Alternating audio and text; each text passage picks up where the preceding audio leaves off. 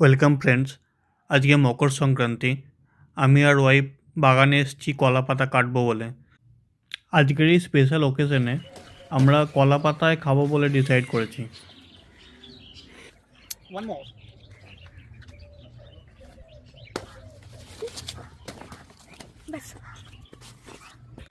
রাত থেকে ভিজিয়ে রাখা হয়েছিল বিউলির ডাল আর একটাতে চাল। ওটা চাল বাটা, এটা ডাল বাটা।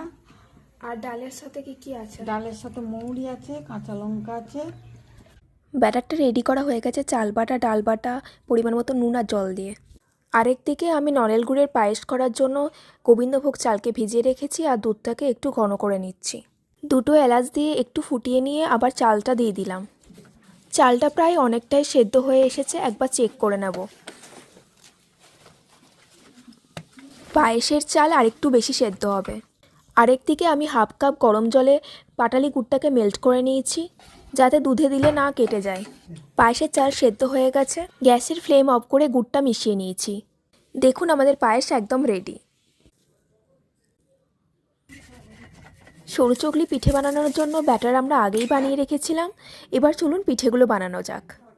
প্রথমেই তাওয়া গরম করে অয়েল ব্রাশ করে নিয়ে ব্যাটারটা দিয়ে দিচ্ছি। একটা তালপাতাতে করে এভাবে স্প্রেড করে নিচ্ছি অ্যাজ থিন অ্যাজ পসিবল।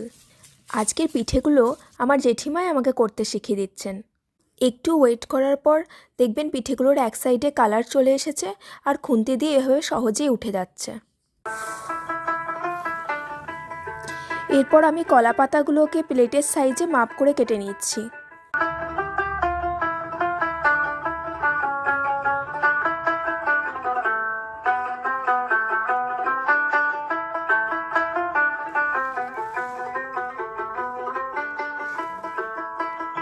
দেখুন প্রায় সবগুলোই কাটা হয়ে গেছে।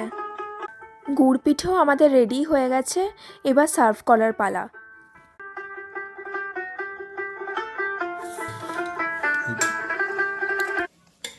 জেঠিমা আজকে এই পিঠেগুলো বানিয়েছে, কেমন লাগছে খেয়ে? হ্যাঁ, সরি চুগলি, তারপরে কি এটা গুড় পিঠে দারুণ হয়েছে।